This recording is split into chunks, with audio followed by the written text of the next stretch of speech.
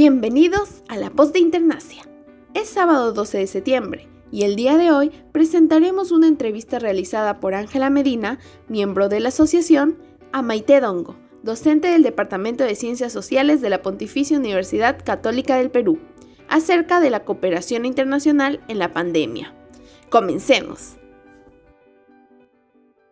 Muy buenos días con todos. Soy Ángela Medina, comisionada de Cooperación Externa y Eventos de la Asociación Civil Internacia. El día de hoy tenemos como invitada a la internacionalista Maite Dongo Sueiro. Ella es doctora en Historia Contemporánea por la Universidad Libre de Berlín y profesora del Departamento de Ciencias Sociales de la Pontificia Universidad Católica del Perú. Doctora Maite, muchas gracias por aceptar nuestra invitación el día de hoy. Gracias a ustedes por invitarme y bueno, saludos a todos y a todas los que nos están escuchando. El placer es nuestro, profesora. Bueno, junto a usted vamos a abordar el tema de la solidaridad internacional hacia el Perú como fruto de la cooperación internacional en el contexto de la pandemia. Entrevista que por las circunstancias actuales será desarrollada de manera virtual. Bueno, comencemos.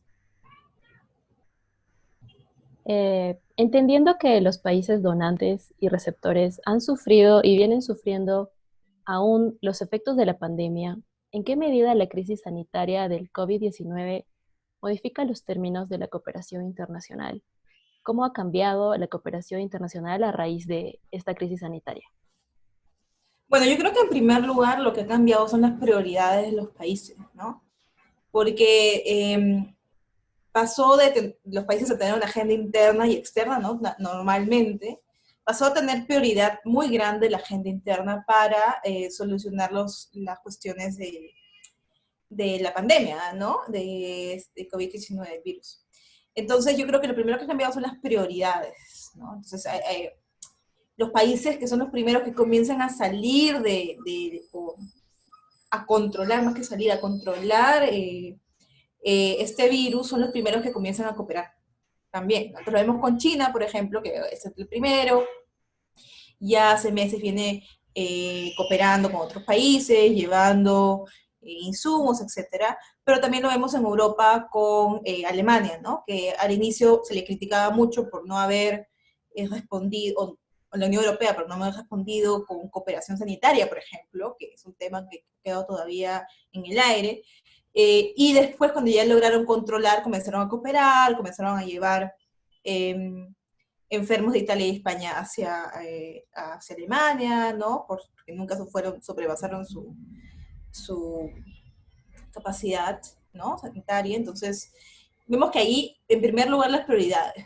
¿no? Se deja de pensar en qué voy a cooperar, cómo puedo ayudar a otros, o cómo puedo, más que ayudar, ¿no? Cómo mis relaciones con los otros, a pensar en la agenda interna, y esa agenda interna dependiendo también de el lugar económico que tú tienes, porque, en términos de producción, porque si eres de los que no produce, no sé, mascarillas, o no tienes plantas de oxígeno, o no tienes camas UCI, ahí la prioridad va a ser relacionarme con los que sí me pueden proporcionar esos productos, ¿no? Y viceversa con los que lo producen. Entonces ahí hay un cambio de prioridades. Además, vemos este reforzamiento de China, en el contexto de que ya logró más o menos controlar la pandemia, sigue presente, pero la controla, ¿no? Entonces ya está aprovechando este espacio, fue de los primeros que cooperó con Italia y España, ¿no? Para darles productos, cuestiones que necesitaban en torno a la pandemia, ¿no? Y vemos además que paralelamente vemos a Estados Unidos, que sigue siendo el primero, liderando casi todos los números en tanto contagio como muertes, ¿no? Que todavía mantienen agenda externa porque ha cooperado en ciertos espacios, pero que evidentemente sigue teniendo una situación crítica, lo cual limita que tanto pueden enfocarse en lo externo, cosa que no sucede con China, ¿no? Entonces yo creo que también hay una cuestión de que China está aprovechando la situación en términos de ese espacio, se crea. Y otra cuestión que yo creo que sí es una cuestión preocupante en términos de mediano y largo plazo, es esta desconfianza entre las instituciones multilaterales, ¿no? Ya veíamos una crisis del liberalismo institucional, desde hace ya unos años, veíamos las críticas desde los países industrializados, incluso de entre poblaciones, o lo vimos con el Brexit, ¿no? La crítica hacia la Unión Europea, que es un organismo regional, ¿no? Lo vimos con Estados Unidos, saliéndose de espacios o criticándolos, ¿no? A la OMS, etcétera. Y ahora lo hemos visto con la, con la OMC y ahora lo hemos visto con la OMS. Entonces, incluso hay comentarios en contra de Naciones Unidas, una agenda que no entiendo muy bien, de conspiración detrás, que eso evidentemente debilita esas instituciones, ¿no? Y no hay que olvidarnos que pese a las críticas que podamos tener, los últimos 70 años, en donde comenzaron a fortalecerse, a surgir esas instituciones, hemos tenido un mundo con menos guerras, en donde dependiendo del momento ha habido incluso disminución de pobreza, igual teníamos mucha pobreza y desigualdad, ¿no? Pero han habido ciertos avances en términos de lograr acuerdos y cooperación y superar conflictos, ¿no? Y eso yo creo que es el peligro a futuro, ¿no? Desprestigiar todas las instituciones por los errores que pueden haber tenido o no pueden haber tenido, creer teorías de conspiración, y eso al final a los que más afecta es a los países más pequeños, ¿no? Como los nuestros, porque en un mundo, no sé, donde hay una sola potencia, en un mundo de una hegemonía, ¿no? Y donde no hay espacios multilaterales, ¿quién nos va a escuchar? No tenemos mucho poder como para hacernos escuchar, ¿no? Normalmente esos espacios multilaterales son los que nos permiten tener por lo menos una voz, ¿no? Y bueno, también la desconfianza entre países, ¿no? La crítica a Estados Unidos, que además el prestigio que tenía Estados Unidos ya venía en decadencia y ahora mucho más, ¿no? Y también dentro de la Unión Europea en términos de, bueno, ahora por fin hace unas semanas se decidió un paquete bastante grande económico, de recuperación, y eso creo que va a mejorar las cosas, ¿no? Pero igual al inicio de la pandemia una crítica bastante fuerte de desconfianza de porque no, los países más poderosos dentro de la Unión no están apoyando a los que están sufriendo más. Entonces, felizmente, bueno, en ese caso, felizmente ya se han dado, como diríamos nosotros, han puesto las pilas, quizás han recuperado espacio y están promoviendo la integración y la cooperación en esa región, ¿no? Y ojalá eso haga retroceder los conflictos que se generaron y las perspectivas negativas sobre el otro, ¿no? Que es lo que genera también o no ayuda a la cooperación, ¿no? Entonces yo creo que eso es esos son los primeros, no sé, elementos que se me ocurren al pensar de las consecuencias, de empezar en las consecuencias. Claro, muy acertada su opinión, profe. Bueno, y respecto al rol que ha cumplido el Estado peruano durante esta pandemia y otros actores importantes, ¿no? Como las organizaciones interestatales o la sociedad civil, ¿cómo se valorarían estos roles? ¿Considera que esto significa un nuevo protagonismo estatal en el mundo post-COVID? Bueno, evidentemente los estados, el papel del Estado ha sido reforzado, ¿no? Porque los que finalmente terminan decidiendo muchas de las cosas internas son los estados, ¿no? Entonces, evidentemente hay una reconsideración de la importancia que tiene el Estado en el mundo, ¿no? Entonces yo creo que ahí sí hay una cuestión de reforzamiento del Estado, y por eso al inicio de la pandemia esto me recordaba a la Gran Depresión, ¿no? Que también fue un momento en donde una de las consecuencias fue el consenso internacional sobre la importancia del papel del Estado para el desarrollo, ¿no? Eh, y que tenga políticas monetarias y económicas, etcétera, ¿no? Entonces yo creo que sí hay un consenso en que el Estado es importante. En términos de las organizaciones interestatales, va en la línea de lo que comentaba antes, pese a las críticas que existen sobre la OMS y que evidentemente algunas tienen asidero, no es que la gente está mal, ¿no? Sino que en el sentido de que no se entiende muy bien cómo funcionan esas instituciones. al comienzo se decía que no usen mascarillas, después se decía información de que no volaba el virus en el aire, y ya se corrigió eso. Pero lo que pasa es que también hay un desconocimiento de cómo funcionan esas instituciones, ¿no? En el caso de la OMS hay una cuestión científica detrás, y para la investigación es fácil, uno no investiga de un día para otro, uno no puede saber cómo es un virus o cómo se reproduce o cómo se mantiene o cómo se transmite de una semana para otra ni de un mes para otro. Pensemos en el SIDA, ¿no? De que tiene décadas en el mundo y seguimos sin una vacuna, ¿no? Y probablemente nunca la haya. Entonces, para que consideremos en perspectiva, ¿no? Entonces se espera que esta recesión de soluciones, que tenga respuestas a todo, y eso no funciona así. Pero finalmente afecta su credibilidad, ¿no? Porque dicen, no podemos decir que se transmite por el aire, porque no hay pruebas. Y después de 2 meses, 3 meses, dicen, bueno, ya probamos que sí se puede, que sí se transmite por el aire. El mensaje que le cae a la gente es, oye, dijiste que no y ahora dices que sí. Y en el fondo no es eso, sino que en el comienzo no podían decir que sí porque no tenían pruebas, y ahora después de los estudios, demora, etcétera, han probado que sí en ciertas circunstancias. Entonces, vemos cómo hay un desconocimiento, ¿no? Que afecta también la percepción de esas instituciones y el manejo de la pandemia. Entonces, algo que me preocuparía mucho es cómo esto puede afectar que se mantengan esas instituciones, ¿no? Porque finalmente una pandemia necesitamos un organismo, o sea, para los desafíos transnacionales, como es la pandemia, como es el cambio climático, tenemos que actuar juntos. No podemos actuar por separado porque no vamos a lograr nada, ¿no? Es como lo que se ve con el narcotráfico. Entonces ahí eso sí me genera preocupación. Y en términos de la sociedad civil, yo quisiera hacer como énfasis en los científicos, ¿no?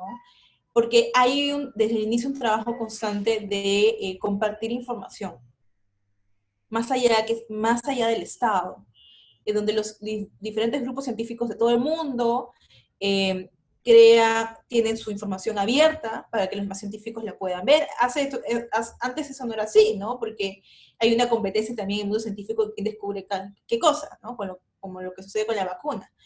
Pero en general las investigaciones sobre las consecuencias del COVID, sobre cómo se transmite esa información, está siendo abierta y a propósito de las comunidades científicas para avanzar más rápido a ya sea un tratamiento, a una prevención del contagio, etcétera, ¿no? Entonces yo creo que ahí, considerando la comunidad científica como parte de la sociedad civil, sí me parece importante en términos de que la cooperación tampoco se limita solamente a los estados, ¿no? Y que al no tener necesariamente intereses de política exterior, tal vez ahí las comunidades científicas han podido comenzar a cooperar incluso antes que los estados, ¿no? Claro, correcto, profe. Y abordando los temas que se venían trabajando en el Perú en materia de poblaciones vulnerables como los migrantes venezolanos, la promoción del Ujú, medio ambiente, el apoyo financiero que se estaba brindando. Estos temas se deben dejar de lado para ujú. atender como las situaciones críticas, los temas que se están presentando por la pandemia, o es posible que estos se trabajen, eh, que los primeros temas se trabajen con los nuevos temas, ¿no? En conjunto. Yo creo que tienen que trabajarse juntos, no creo que sea mucha opción.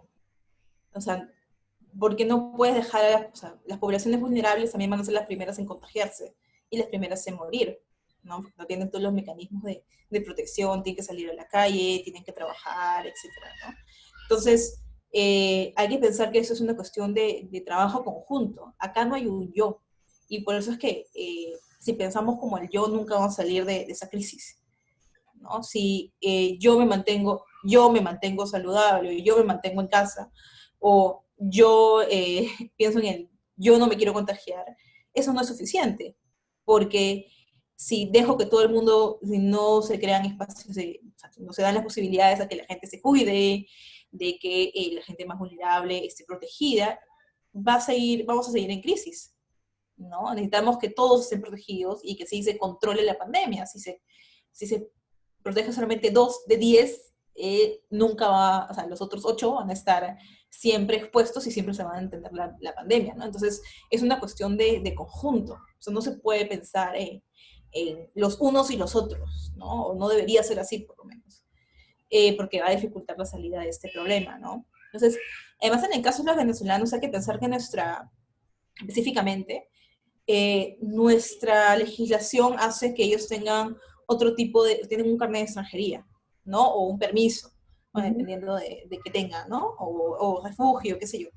Entonces, los extranjeros acá no tienen una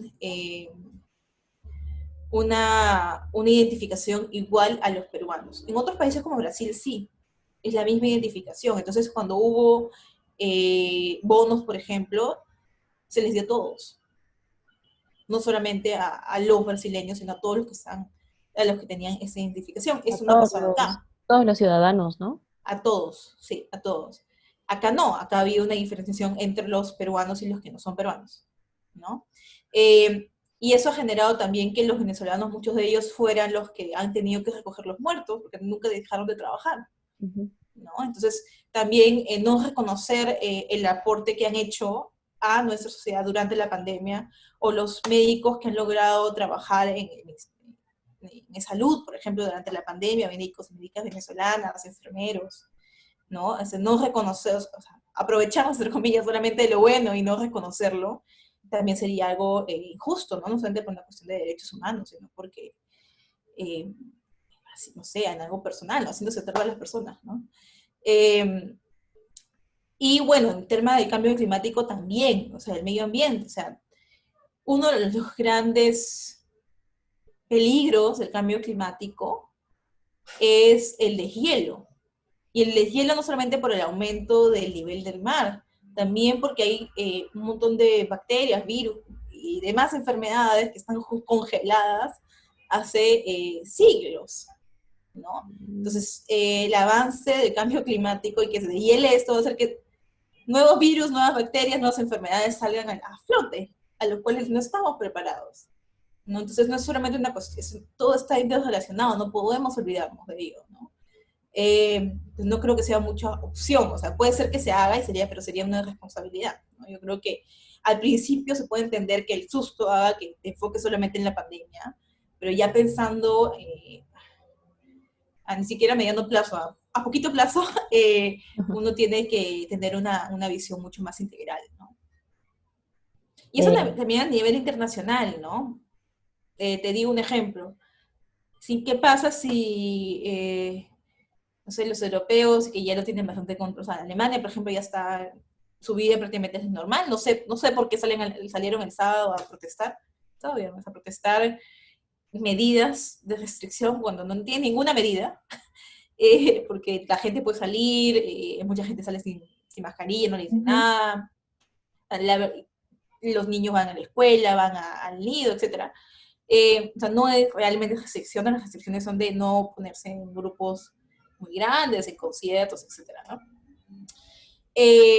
Pero lo que sí, o sea, ¿cuál es el punto de eso? Y que la pandemia tampoco se va a solucionar solamente de un país a un país, o dos, tres países van a solucionarlo y el resto no, porque así, no, así siempre se va a mantener viva la crisis y siempre se va a mantener viva el peligro de un nuevo rebrote, ¿no? Entonces, solamente para superar este virus necesitamos que todos los países salgan de esa crisis sanitaria, ¿no? Si uno, dos, tres países se mantienen, siempre va a haber mayor peligro a que los países que ya se han recuperado, que lo han controlado mejor, vuelvan a tener un brote, ¿no? A excepción de que cierren para siempre sus fronteras, pero sabemos que en este mundo interconectado eso es poco viable, ¿no? Entonces, nuevamente, eso a nivel nacional, lo que mencionaba antes, de que tenemos que vernos como conjunto, pero a nivel internacional también. No, no había pensado en esto de, o sea, de preocuparse en que los demás países que no son potencia o son, no sé, están en desarrollo, ¿no? En otras vías, eh, también es importante como ayudarlos a salir de esta crisis sanitaria. No me había puesto a pensar en eso, porque usted tiene razón cuando menciona que varios países de Europa como ya como parece que ya se retornó la normalidad, porque estaba viendo también que en Francia las cosas están muy normales, la gente sale sin mascarillas, hay turismo, hay restaurantes, no sé, como hay mucho comercio, movimiento, y uno del otro lado de la pantalla del celular o la televisión, no sé, se siente tan ajeno a eso y preocupado también porque no sabemos cuándo aquí va a poder controlarse como se está controlando allá. Entonces, claro, acá se resalta mucho la importancia de la cooperación, de la verdadera vocación de la cooperación internacional, ¿no? Ujú. Y ojo que es algo que ya sucedió con el ébola. Estados Unidos, Obama y su gobierno, lo primero que hizo fue mandar gente a los puntos de brote del ébola, porque la conciencia era hay que controlarlo ya, hay que ayudar allá, no solamente porque es nuestro deber moral ayudar a los que están enfrentando en ese momento el ébola, no también porque si no se controla en ese lugar se va a expandir el mundo, Claro. ¿no? Entonces, ahí Es un por trabajo ejemplo, como preventivo, ¿no? Porque tú ¿mm? sabes que, qué es lo que conlleva una pandemia, ¿no? Entonces, claro, es como focalizar tal vez el virus, la enfermedad y atacarla con la prevención, ¿no? Que bueno, en este caso tal vez se hizo tardíamente, fue algo que no se controló, ¿no? Que ningún gobierno tal vez lo hizo a tiempo. Creo que en el comienzo no se sabía qué tan. Eso es bueno, es una hipótesis, ¿no? Yo creo que al inicio, como surgió en Asia y los países asiáticos estuvieron siendo los mejores de lo que lo han controlado en términos de contagios, pero también de letalidad, o sea, en Europa lo han controlado en términos de letalidad, pero no mucho de contagio, mucho contagio al inicio, Ujú. ¿no? Y en letalidad, bueno, España e Italia tuvieron 1.000 muertos a veces por día, pero los demás países en general han controlado la letalidad más que el contagio, ¿no? Pero en los países asiáticos se controló ambos. Entonces, al inicio, los datos que nos enviaban o que nos llegaban a nosotros era que la letalidad era de 1% o 1,5%, que era menos de, no me acuerdo, estoy inventando ahorita números, ¿no? Pero que era menos que la gripe normal, la letalidad, por ejemplo, nos decían al inicio, en enero, en febrero. Eh, Cuando la realidad es que esa letalidad fue baja no porque el virus tenga letalidad necesariamente muy baja o que solamente afecte a los mayores, sino que ellos lo estaban controlando mejor, ¿no? En otros países con sistemas de salud mucho más precarios, con una economía informal, sin, sin el tener el Estado la capacidad de proteger a sus ciudadanos, el contagio aumenta mucho más y la letalidad también, ¿no? Entonces, yo creo que también esto no por lo menos yo no era tan consciente en enero o febrero cuando veía estas cifras, ¿no? Y ahora lo pienso, bueno, tiene sentido que esas cifras hayan aparecido en Asia, donde que en ese momento pensábamos que correspondía a las características del virus y no nos dábamos cuenta que parte de los factores explicando esa baja letalidad o ese bajo contagio era el control que habían tenido los estados asiáticos, ¿no? Y ahora ya lo sabemos. Ok, bueno, yendo más al apoyo que recibió el Estado peruano, ¿qué países o organizaciones internacionales, según su opinión, han sido las que más nos han apoyado en esta crisis sanitaria, ya sea con recursos financieros, humanos o técnicos? Bueno, ahí yo creo que ahí es difícil de medir, todavía yo no lo puedo medir, lo único que puedo decirte son eh, hipótesis, ¿no? Que podría tener. Yo creo que pese a las críticas que se han dado y las falencias que puede tener su organización, la OMS sigue siendo importante, ¿no? En términos de saber, de seguir, tener información clara, saber qué medicamentos no son medicamentos, ¿no? Porque hay un montón bueno, hay productos que se dicen que son la solución cuando no lo son, que nos da información sobre los efectos perjudiciales de esos productos, que nos está compartiendo la información de los productos las medicinas que bueno, no se deben la gente no se debe automedicar, o las consecuencias del inicio se prohibió el ibuprofeno, ¿se acuerdan? Porque ya se había visto, por ejemplo, en Francia, no me acuerdo, sí, me parece que fue en Francia, de los efectos que no se entendía todavía por qué, pero que habían indicios de pensar que no eran buenos para tratar el virus, después con los demás, cloriquina, etcétera, etcétera, ¿no? No tendríamos esa coordinación y esa información de otros países sin una organización así. Entonces, pese a todas las críticas, yo creo que sigue siendo relevante, ¿no? En el sentido de que no estamos, eh, pese a que evidentemente los médicos tienen maniobra para decidir qué medicamentos utilizar, ¿no? Porque como todavía no nada está dicho, más o menos tienen que experimentar un poco, pero en principio por lo menos están teniendo ciertos protocolos, ¿no? Que en otra situación, ¿cómo sabríamos que medicamentos no han funcionado en otros países en una organización así? Tendríamos que todos en cada país hacer su experimento propio. Ahora aprendemos de los errores que han hecho otros, ¿no? Sí. Y eso evidentemente sí, yo creo que sí es positivo. Y después, en general, las demás organizaciones internacionales han seguido trabajando, han seguido haciendo su trabajo, por ejemplo, con ACNUR, con los refugiados venezolanos, ¿no? Eh, bueno, bueno, UNESCO, todas las organizaciones de Naciones Unidas en general han seguido trabajando en la misma agenda que tienen desde antes, ¿no? Entonces ahí yo la verdad que no sabría exactamente si es que hay más o menos trabajo después de la pandemia, tal vez un poco más, el enfoque tal vez más centrado en la protección, específicamente en la pandemia, pero en general han continuado haciendo su trabajo, el trabajo que venían haciendo desde antes. Claro. Recuerdo que mencionaron que China como que había ayudado más a Perú porque había mandado como recursos, digamos, técnicos, o bueno, recursos como implementos, ¿no? Médicos, las mascarillas. Pero había habido un problema porque las mascarillas no estaban como, no eran de calidad, ¿no? Si bien las enviaban, si bien había cooperación, no había como la calidad de esa cooperación. Ujú. Eh, Esto sigue siendo una cooperación, o sea, se puede llamar así porque la Bueno, intención también es... depende de qué caso, ¿no? Porque yo recuerdo caso en España que compraron, si no me equivoco, mascarillas y no sé qué otra cosa en la China, eh, y el gobierno chino dijo no lo compren, porque esa persona está certificada, y tuvieron que devolver. Mm, Entonces también no, hay que pensar que no todas las empresas chinas están respaldadas por el Estado chino necesariamente, o tienen el mismo nivel de certificación, y por eso uno tiene que seguir monitoreando, ¿no? Los productos que sean de calidad, etcétera, ¿no?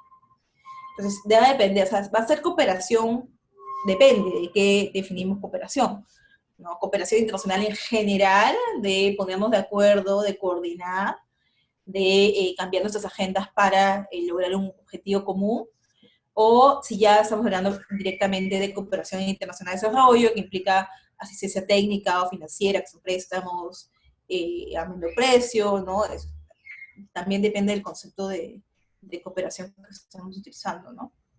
ok, profe. ¿Y cuál ha sido la ayuda que el Perú ha dado a otras regiones también o internacionalmente, ¿no? Con la pandemia en América Latina en general, cada uno ha visto, como diríamos, los peruanos, cada uno ha bailado con su primero, más o menos.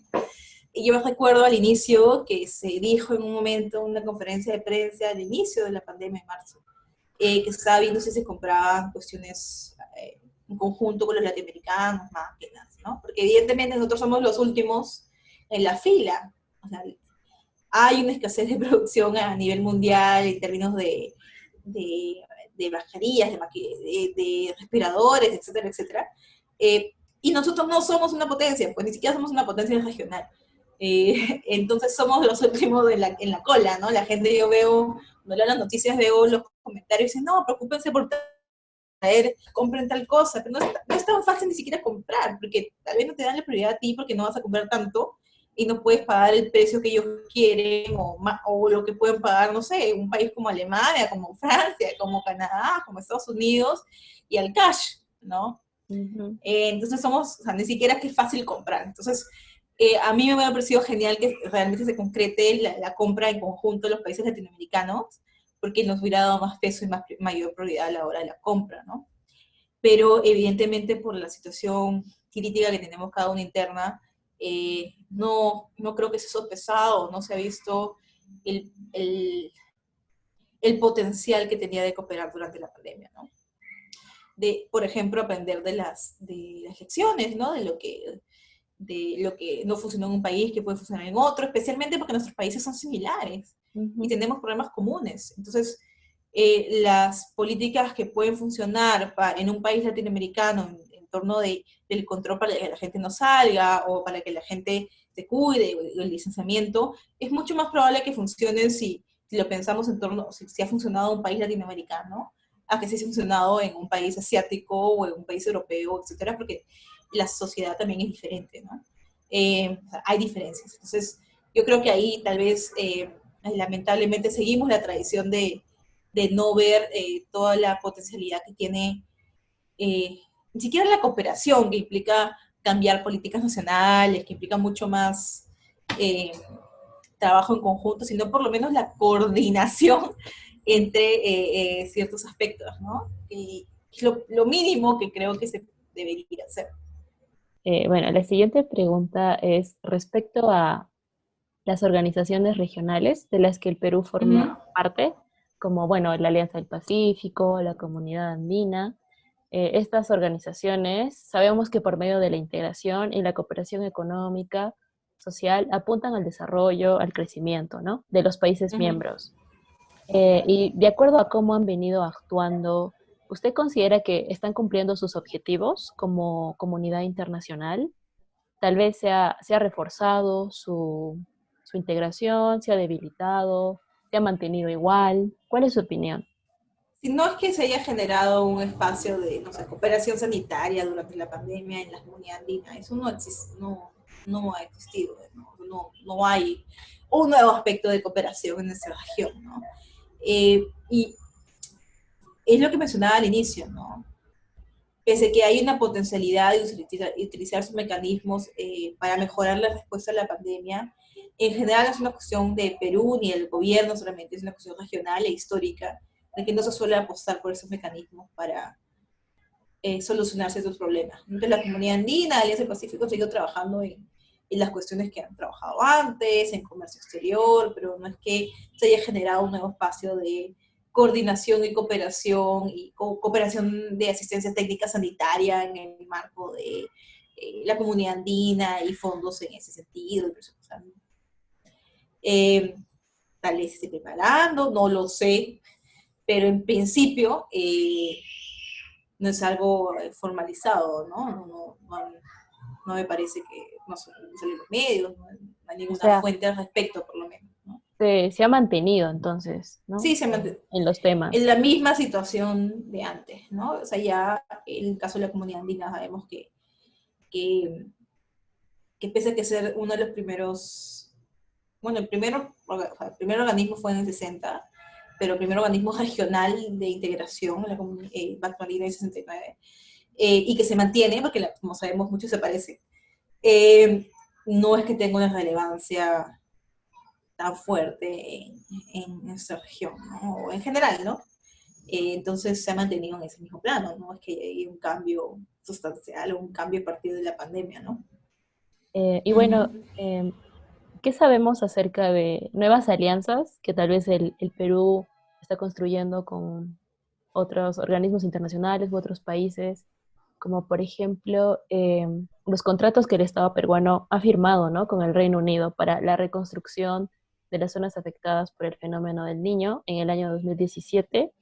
Podríamos llamar a a esta conversación, este diálogo entre países, esta cooperación también, una nueva alianza para nuestro país.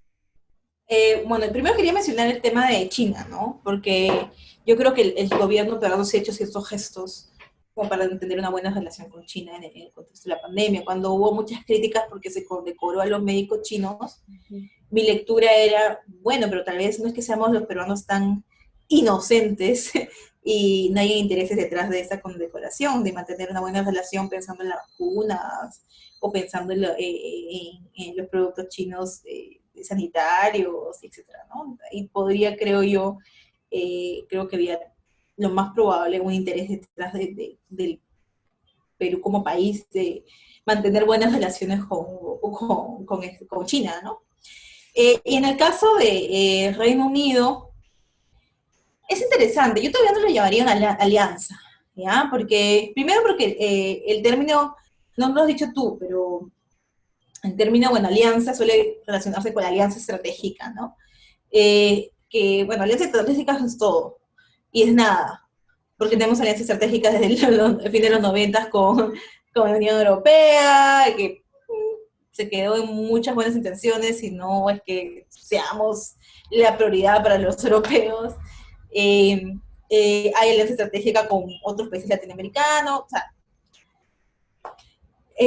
con Rusia, o sea, no, realmente no dice mucho la palabra, ¿no? Entonces, en principio, yo creo que habría que ver qué más sucede, ¿no? No es suficiente solamente un acuerdo de gobierno a gobierno, tendríamos que ver, o sea, la cooperación no es solamente un acto, la cooperación es una cuestión reiterada. Entonces, si solamente se queda ahí, no es mucha cooperación, digamos, se queda más en un acto, en un proyecto, una cuestión así, bueno, va a durar unos años, ¿no? Pero implica que haya cierto sostén, ¿no? Que se sostengan este tipo de colaboración. Y además porque yo pienso que realmente el Reino Unido tenía una relación históricamente más fuerte con Argentina y también con Chile. Entonces, ahí habría que ver cómo va. Yo creo que todavía es muy pronto para decir que ya hay una alianza con el Reino Unido, ¿no? Claro. Además, porque hay que recordar que la vacuna, por ejemplo, de Oxford, que bueno, no es estatal, no es del Estado, no es de Estados Unidos, es de Oxford, se va primero a hacer en Argentina, ¿no? Y no realmente se está pensando, o sea, ahí yo sé que ya en el Ministerio de Relaciones Exteriores ya hay coordinaciones para la vacuna, lo que no sé es con qué país. Y no sé si son vacunas o qué tipo de vacuna, porque tenemos, o sea, son más de 100 vacunas en trabajo, pero por lo menos alrededor de 25, si no me equivoco en el número, ya están en test en humanos, ¿no? Entonces, lo ideal sería que el Estado, bueno, el Perú, el Estado peruano, bueno, en este caso específico el gobierno, esté gestionando, ojalá, y bueno, también depende de las posibilidades que tenemos, ¿no? De varias vacunas, ¿no? Es lo que están haciendo los países más grandes, también porque tienen más recursos. Claro. Y ahí también nuevamente la OMS está jugando un papel importante, porque, por ejemplo, hay una vacuna rusa y la OMS ya está diciendo, oye, tengan cuidado de no querer sacarla tan rápido, el debido procedimiento previo, y etcétera, etcétera, etcétera, ¿no? Y la calidad, etcétera, ¿no? Además, porque van a haber varias vacunas. La diferencia va a estar entre si te vas a tener que vacunar todos los años, como en la vacuna de la influenza, o si te vas a tener que vacunar 2 veces en tu vida, o una sola vez, cuánto tiempo va a durar, ¿no? Y entonces, ojalá que se estén gestionando por lo menos más de una, o por lo menos con los que están más avanzados, ¿no? Y por ahí, eh, por eso, o sea, llegué a ese tema de la vacuna por lo que pensaban en el Reino Unido, ¿no? El Reino Unido, Oxford está haciendo con Argentina el tema de la vacuna, no con nosotros. O sea, ahí también hay cuestiones que no necesariamente nos muestran como la prioridad para el Reino Unido, y la pregunta sería, ¿por qué nosotros seríamos prioridad? ¿Qué les podemos ofrecer que no le pueden ofrecer otros? Ahí podría ser algunos tipos de materias primas, pero ahí también le importamos a los chinos, ¿no? Entonces también hay que pensar en todos los aspectos de lo que implica una cooperación mucho más duradera y multidimensional, ¿no? Que haya varios temas, ¿no? Varias Claro. temáticas. Entonces, ¿qué estrategias podríamos utilizar como país para tal vez reforzar o afianzar los lazos que ya sostenemos, por ejemplo, con China, o Uh -huh. reforzarlos con, bueno, construirlos, ¿no? Con el Reino Unido tal vez, para obtener de manera más rápida la vacuna? Sabemos que no somos prioridad, pero ¿cómo podríamos avanzar tal vez un poco más rápido para llegar a obtenerla? Bueno, ahí soy un poco, pensando en nuestras capacidades, ahí soy un poco más optimista de lo que suelo ser, porque felizmente Torre Tagle tiene una tradición de bastante capacidad dentro del Estado, tenemos dentro de América Latina una muy buena diplomacia, ¿no? Es de los sectores que mejor funcionan. Por eso no sé si recuerdas cuando hubo todo esto de traer a la gente de fuera, ¿no? Y los peruanos que se habían evaluado en otros países, y los peruanos que se habían evaluado dentro del país, ¿no? Para darles un ejemplo de cómo funciona ¿no? Nuestra diplomacia. Lo primero funcionó mucho mejor, ¿no? Se contrataron hoteles, se logró traer en partes, ¿no? No se trajo a todos, igual hubo quejas en ciertos lugares, gente que se quedó, etcétera, ¿no? Se dio prioridad a ciertas personas, pero en general funcionó, en general, ¿no? Hicieron hacer cuarentena, al comienzo les pagaron todo, ¿no? Después ya no, pero al comienzo sí les pagaron todo, entonces funcionó generalmente bien. Y eso no es una cuestión porque unos decían, bueno, es que son unos discriminadores, porque los de Perú, dentro del Perú, los tratan mal, y los que vienen de fuera, gente con más recursos, tratan bien. Pero no es solamente una cuestión de eso, puede ser que haya, puede ser. Pero también es una cuestión de quién estaba gestionando cada cosa. O sea, es muy diferente que las relaciones exteriores coordine y haga algo, porque lo va a lograr mucho mejor de que si lo hacen los gobiernos regionales, que eran los que primero estaban encargados de la movilización interna para las regiones dentro del país.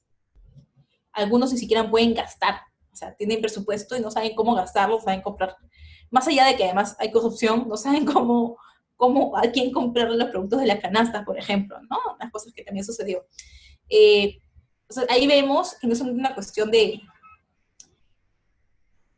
racismo, discriminación, qué sé yo, también una cuestión de la capacidad que hay sectores que funcionan diferente en nuestro país, hay sectores que funcionan mejor que otros, y felizmente en ese caso, nuestra diplomacia funciona mucho mejor, ¿no? Y de hecho por eso también somos reconocidos a nivel sudamericano, ¿no? No es una cuestión solamente de mí, sino de en general en Sudamérica, nuestra diplomacia es reconocida por eso. Entonces eso me da esperanzas de que probablemente estén viendo varios escenarios y estén teniendo buenas relaciones con los países claves para conseguir estas vacunas, y no solamente con países, porque ojo, no todas las vacunas son públicas, de fondos públicos, sino también hay con fondos privados, ¿no? Y ver cómo conseguir, cómo asegurar no ser los últimos de los últimos de los últimos para que llegue la vacuna, ¿no? Claro, hay que tener ese poquito de esperanza y también como creer, ¿no? En nuestros embajadores y en su capacidad de poder construir, seguir mejorando las relaciones entre nuestro país y los otros. Claro que con perspectiva, ¿no? Evidentemente no vamos a lograr lo que va a conseguir el Reino Unido, ni Estados Unidos incluso, o China, o Alemania, ¿no? Ellos evidentemente van a ser los primeros que si hay vacunas, los primeros en obtenerlas, porque tienen tienen mayor poder, mayor capacidad económica, ¿no? Pero dentro de nuestra asimetría, dentro de que tenemos menos poder y que no somos la prioridad en el mundo, por lo menos tenemos una diplomacia que funciona, ¿no? Sería mucho más atroz si además nuestra diplomacia no fuera buena, ¿no? Porque ahí sí seríamos los últimos de los últimos de los últimos. Qué bueno que no es así. Bueno, profe, muchas gracias por acompañarnos en este pequeño espacio virtual que hemos acomodado para seguir dando a conocer las relaciones internacionales. Muchas gracias por sus enseñanzas y por su tiempo. Con gusto, con gusto. Bueno, hasta otra oportunidad. Hasta otra oportunidad. Que tengan buenos días. Igualmente, cuídense mucho. Manténganse en todo lo que puedas en su casa, por favor. Así concluye el podcast de hoy. En el siguiente episodio conversaremos sobre el Acuerdo de Escazú con especialistas en el tema, por lo que los y las invitamos a seguirnos en nuestras redes sociales para no perderse de nada de La Voz de Internacia.